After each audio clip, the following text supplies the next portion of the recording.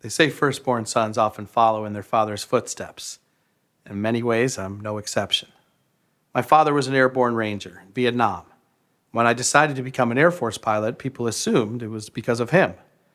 But it's not so much that I became a pilot because of him, but rather that he inspired me to play the part of pilot. It was one of the many roles I learned to play over the years. He was a man of contradictions, a wannabe artist and lover of old musicals who enlisted at 17. The last time I saw him was after his second hip surgery. I was in the lobby showing him pictures of my kids when he touched my hand and whispered, "I think I'm done here," before the nurse wheeled him away. Those were the last words I'd ever hear him speak. 2 days later, he slipped into a coma, and I returned to see him so fragile and diminished from the strong man that I grew up admiring. They say people in comas can hear you, so I pushed away a tear and said, "Dad, we're not quite done here. Not yet." You see, I'd brought a copy of a play I'd written and performed in New York a few years before. He didn't come to see the show. In fact, he never saw me perform at all. So I figured it was time. He was a captive audience, after all. And let's be honest, I think most people would like to have their parents as a captive audience, at least once in their life. As I performed at the foot of the bed, I felt myself slipping into a familiar role. A boy sitting on the carpet watching old musicals with him. A kid yearning to be heard and seen. There I was, this shy, scrawny 7-year-old straight kid watching The Wizard of Oz. I'm confused because it's in black and white, and he whispers, "Be patient, just wait." And when the whole world explodes into color, it's all so beautiful. And Judy's beautiful. And all those old musicals, they became my beautiful Technicolor escape. It was me in the musicals, in every song, dreaming of Broadway and singing along. We watched them all together, West Side Story, The King and I, me and that airborne ranger, dreaming of days gone by. They were everything and more to me, Gene Kelly and Fred Astaire. Meet me in St. Louis, Judy, take me to the fair. You never told me, Dad, that what I was learning to love the most, the dream of seeing those Broadway lights, was what I'd one day have to repress. That kids would laugh and call me names, a loser, faggot, a freak. How I'd have to pretend it away and play along. So much for singing in the rain. I'd need to be strong, like you. Nobody laughed or called you a loser. In fact, nobody ever said a word.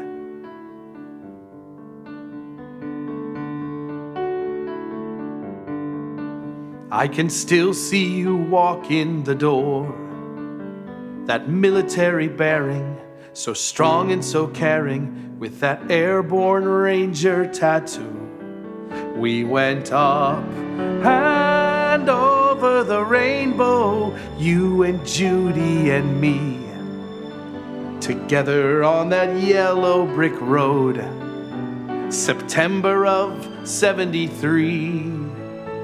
You dreamed of being a dancer once, something a poor kid couldn't do. Earned your jump wings in the army instead, and that airborne ranger tattoo. And I can still picture that moment. I see you next to me, clear as a bell. The Tony Awards on TV, a year after Saigon fell. A chorus line explodes on stage like soldiers marching off to war. And as they step, I hear you scream, "That communist whore!"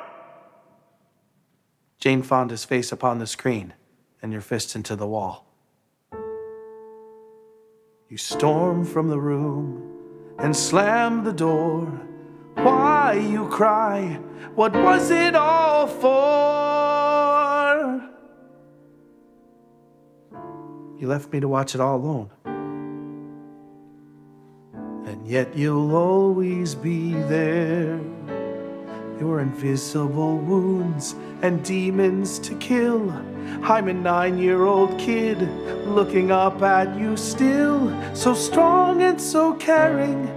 That military bearing and that airborne ranger tattoo.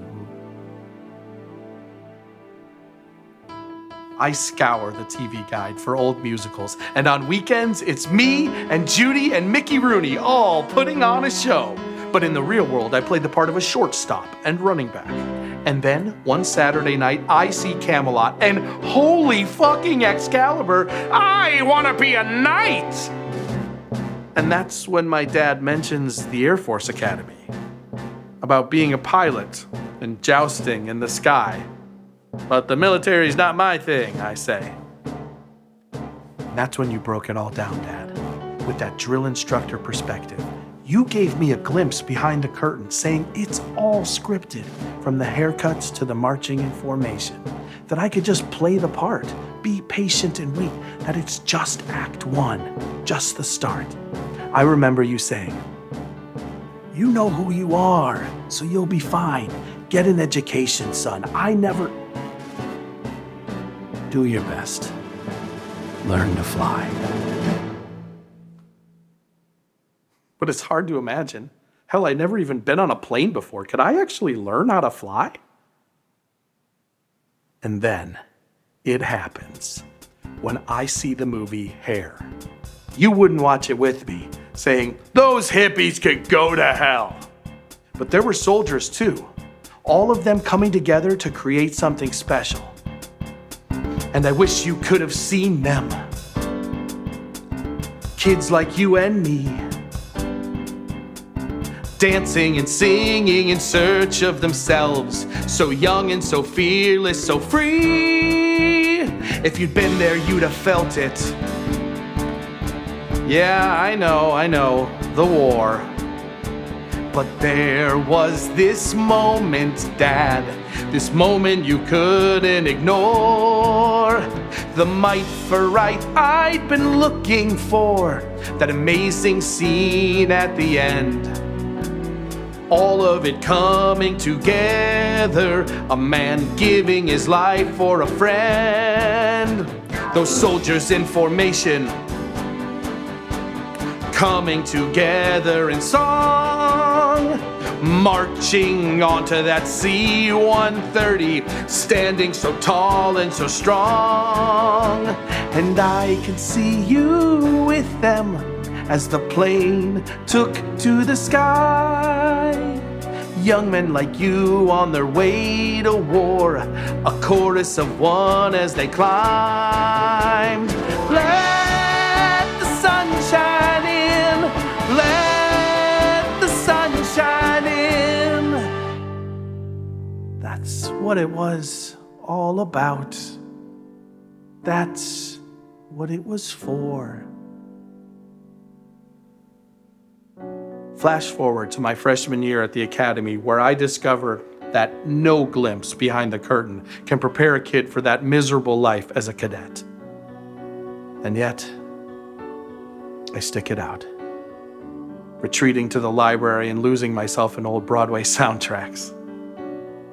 Not exactly a be-all-you-can-be moment, right? The fact is, I don't fit in, and I'm doing my best to play along when I come across an album I'd never heard before. Judy Garland, live at Carnegie Hall, those eyes on the cover looking up at me.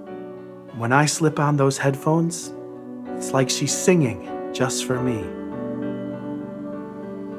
Pick up your troubles, come on, get happy. Then I meet a girl, a real girl. This cool, artsy girl who doesn't wear fatigues. And I'm really into the girl. I work up the nerve to tell her I like musicals, do you? And she's like, cool. I like 'em too. And suddenly we're at a midnight movie, an amazing show, she tells me. This crazy, great, and wild one that I totally have to see. But everyone's in drag with lipstick, wearing wigs and leather jackets, and I'm totally freaking out. This ain't exactly the Rockettes. Relax and wait, she says with a kiss, as she takes my hand with a smile. And suddenly they're throwing rice and toast, dancing up and down the aisle. So amazing and astounding, the Rocky Horror Picture Show. Crazy, great, and wild, 'cause once you see it, you know. Let's just say I found it astounding, and I am inspired to sign up for my squadron's lip sync contest, my first real performance. And when I step into the spotlight and rip off my robe, everything stops, 'cause I'm in full drag. That's right. I'm just a sweet transvestite from transsexual Transylvania. Everyone in the squadron explodes into this high five standing ovation, and I'm floating on air. Of course, it all comes crashing down when my commander tells me I'm sending the wrong impression. Suddenly, I'm that kid again, and I can hear my old man's voice reminding me to play along. But the truth is, I don't give a flying fuck anymore. And then, one Saturday at the mall, I see it at this gallery. A black and white print of Judy from A Star is Born. I buy it and display it on my dorm room wall, just waiting for someone to call me a fag or a loser.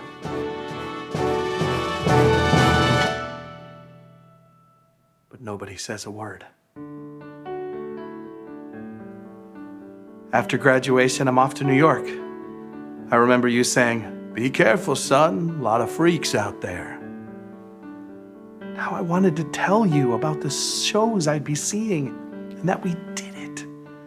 I played the part of cadet so well, I graduated with honors and was headed to pilot training. But you